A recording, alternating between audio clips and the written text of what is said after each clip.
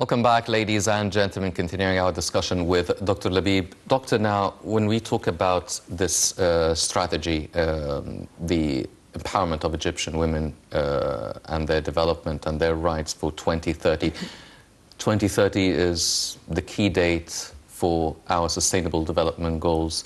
Now, how far are we in terms of empowering the Egyptian women and meeting this and achieving and fulfilling a goal of sustainable development?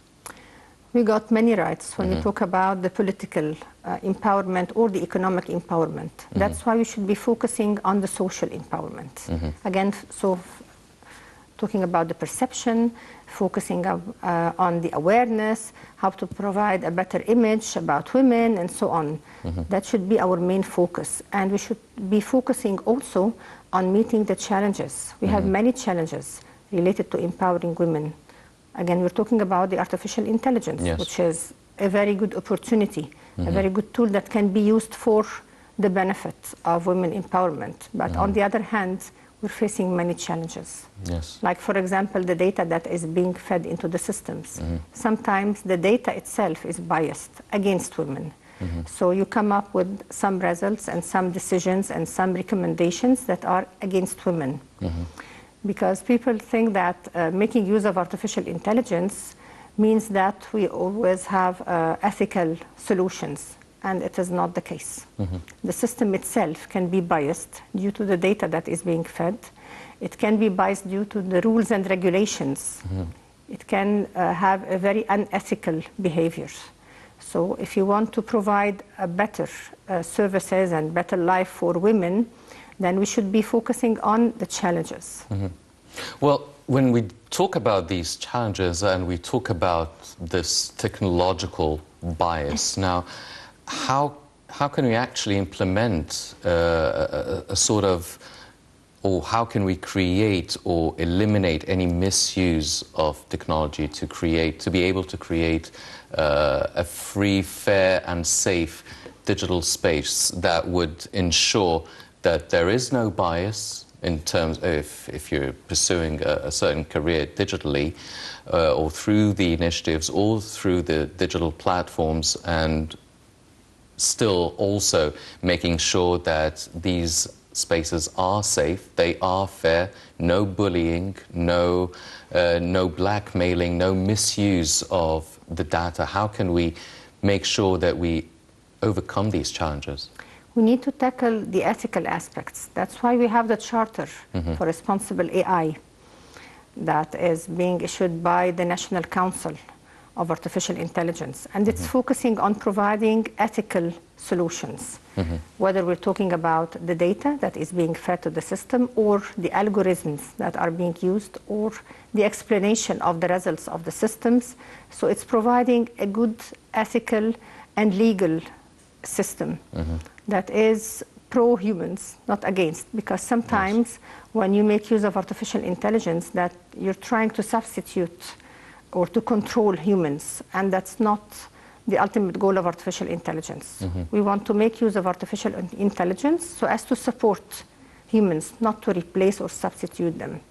So if we can apply this charter, and if we can come up with some regulations derived from the Charter of Responsible AI, then we'll definitely be in a better place. Well, we always saw, I mean, one of the things that Egyptians are familiar with is cybersecurity and the laws that are being created and amended that have to do with cybersecurity. But also, do we have laws that would regulate the use or misuse of the digital applications or artificial intelligence? Because still very much the use of artificial intelligence in Egypt is quite new. So as you've mentioned, to have some sort of a legal implementation that anyone who would misuse it or misuse it in any way would be found, would have to deal with legal consequences afterwards. We have more regulations related to the use of intelligent and, to IT, not to intelligent systems. So we need maybe to develop some regulations for the artificial intelligence. It is quite new. for us. So we're not familiar with it, but we have at least a strategy, we have at least the charter, so we have a framework that we can rely on whenever we try to provide better regulations. But can't we look at other countries that actually have these laws and maybe use them as some sort of a reference or a blueprint for laws that would be established and put into law and in effect here in Egypt? Not really, because when we talk about the regulations that are derived from ethics, we should rely on the community. It's very different due to the different culture. So you have the EU working now on these ethical aspects, and they have now a very good charter. They actually did a nice thing that they classified all of the AI systems based on the risk. So as to tackle all of the risks to substitute or trying to substitute humans or to do anything wrong to humans, whether we're talking about women or men. And they came up with 4 categories, and they're now working on more laws and regulations. So that in the next couple of years, I think that they will have a very solid regulatory framework. But when you talk about Egypt, it's different. We're talking about a different culture. Again, we're talking about ethics, we're talking about cultural aspects, we're talking about values, we're talking about perception. So we cannot take the same system and apply it or even customize it. We've got to develop our own system. What about other countries that are quite similar to Egypt, countries in the Middle East, countries that have a much more developed laws and regulations regarding artificial intelligence, for instance? We don't have a real success story. The main success story nowadays that we're being discussed is the EU, European Union. But for the other countries, they're still trying. So maybe Egypt has the lead here. Well, this year, 2024, I mean, when we talk about women's rights and gender equality and empowerment of women, what are the biggest goals that Egyptian women should actually look at and aim for and aspire to achieve? Whenever we have a seminar or whenever we have talks with women, they're again talking about the social empowerment.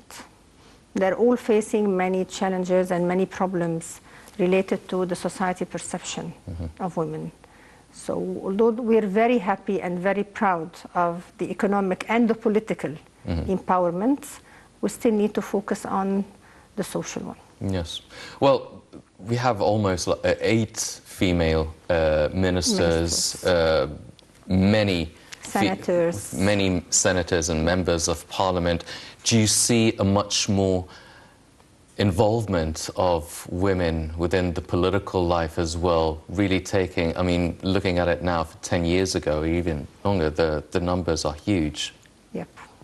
That's a huge improvement, especially when we talk about the judges, yes, the ministers. We have many successful women, many very, really successful career women in Egypt. But again, we need to talk about not only the ministers, but we need to talk about even housewives. We need to talk about the normal, let's say, yes, the traditional ones. How can we empower a woman so as to be able to deal with all of the problems that she's encountering, whether related to her family, if she's the one who's supporting the family, how can we empower her? How can we have a better image of her work, and how can we support her? yes. So I see that the community is the main challenge. So maybe in a year or 2 times, I mean, men would actually start worrying about their own jobs and their own opportunities within careers. Might be. Might be the case. Yes. Well, ladies and gentlemen, definitely a great way to celebrate Women's Day, really honoring a lot of the Egyptian women examples, such as Dr. Labib here as well. Also, 17 Egyptian women made it to the most influential 100 women around the world. Definitely a lot of achievements in this regard, but still not enough. women always want more, and so Yes. does our society. Ladies and gentlemen, unfortunately, that's all the time we have for this edition of the Daily Debate. Before we go, I'd like to thank Dr. Nevine Makram Labib, the Professor of Artificial Intelligence and Director of the National Social and Cultural Planning Center. Dr. Labib, always a pleasure having you with us on the show. Thank you very much. Thank you very much, Doctor. Ladies and gentlemen, please stay tuned for more coming up on Nile International. I'm Henny Saif. Thank you for joining us.